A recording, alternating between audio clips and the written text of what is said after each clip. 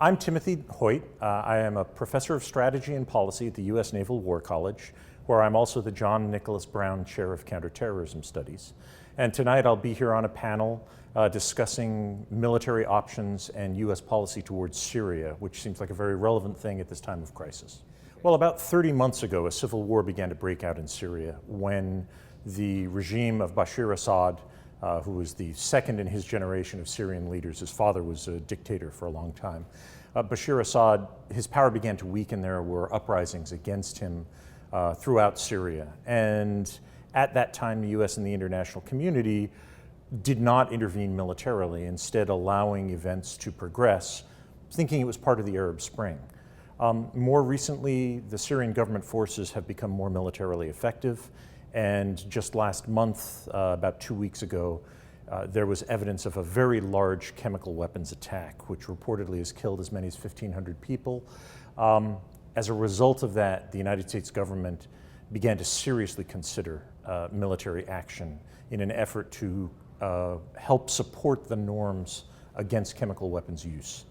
This has now become an issue that is in front of the Senate Foreign Relations Committee as of yesterday. It will be debated in Congress over the coming days, and the President has asked for authorization to use military force. The debate should be very interesting because there's division in both the Republican and the Democratic Party.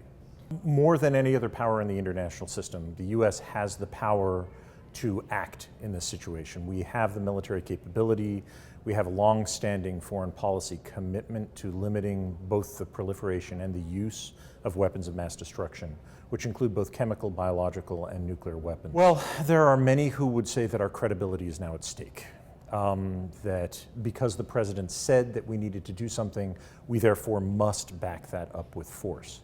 On the other hand, there is also a debate that is being made that there have been chemical weapons used in the past, and the United States has not intervened. The most dramatic example of that would be Saddam Hussein's use of chemical weapons against the Kurds in 1988, which killed as many as 5,000 people.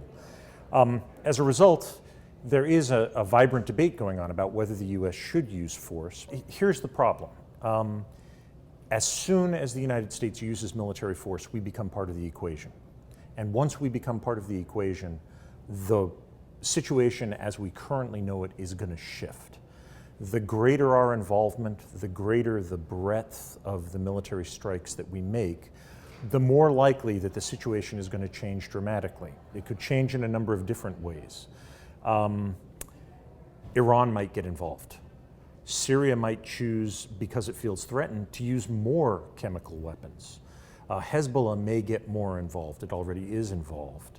One concern that people have is the possibility that chemical weapons could then be transferred to Hezbollah, which would create a much more significant threat for neighboring Israel. So, ironically, in an attempt to limit the use of chemical weapons, unless we're very careful about how we use our own military force, we may provoke more chemical weapons use. And that's one of the reasons that these questions about how we're using force and for what are so important. They raise issues of escalation. They raise the possibility that America will be dragged into a greater extent to a war that becomes actually much more volatile and a region that becomes much more unstable. It's absolutely terrific to have the opportunity to come to the Pell Center. Rhode Island is a leader in education, not only in education of undergraduates and graduate students, but also of military officers. And the opportunity to work together with Salve Regina and with the U.S. Naval War College is a tremendous opportunity that will expose the public to a much wider range of opinions. Having a community that is involved and interested is critical to helping our democracy function more effectively in the national security realm. So the opportunity to have outreach like this and frank conversations with a lot of questions and answers is a good thing for the country.